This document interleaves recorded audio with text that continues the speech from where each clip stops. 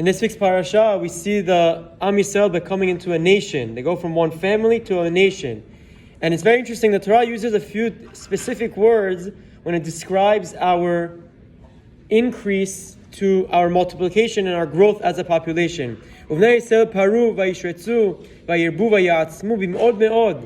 Jewish people, the Bnei Israel, were fruitful and propagated and increased and grew exceedingly mighty.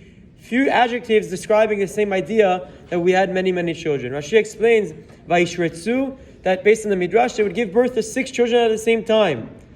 And we see that we grew exponentially. The question is, though, how is it possible that we ended up becoming slaves? If we think about it logically, we were just a few minutes ago, Yosef was in charge, the Jews were Goshen, separate. What happened? What changed in society that we were able to become slaves to the Mitzrim? Okay, we understand the Torah tells us that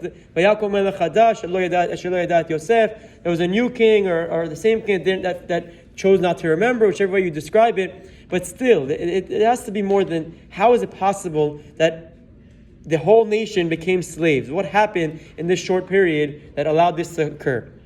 So on a more drash level, I don't think it's necessarily the pshat, but on the more drash level, you can see based on this pasuk that we just quoted, Haru vayishretzu, the different adjectives of them being fruitful and multiplying and growing and having many children. The word vayishretzu has the shoresh, the root of the word is sheretz. Sheretz, we know, is a tameh type creature. It's a type of insect that's considered impure, tameh. Yet the Torah chose to use that adjective that usually isn't found by discussing human multiplication when male and women and men and female reproduce. But over here it does. One idea you can possibly learn is the fact that the Torah chose this word vayishretzu. Yes, they were having many children like insects, but maybe their behavior and their demeanor and how they conducted themselves became that of a sheret, chas v'shalom, became that of an impure, of a tameh creature. And that can give us a little insight into how it's possible, how it can be that the great Yosef's family became slaves so short afterwards. The Torah is telling us and hinting to the fact that what happened, the Bnei Israel started behaving like the Mitzrim. They started conducting themselves like a sheretz, like an impure, like a tameh insect.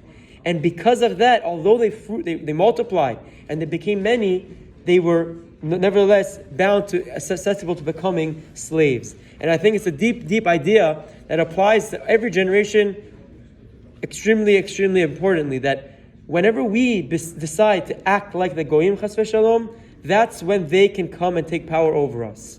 When we try to become like them, try to assimilate chas v'shalom and impress them, and try to celebrate and partake in the things that are foreign to our religion and become more like them, then we're opening the door for the goyim to come and conquer and make us and subjugate us and make us into slaves. And this idea is prevalent still in our generation, even with our country, with Israel. We have to make sure that we understand we live in this world, we conduct business with the goyim, but we cannot learn from them.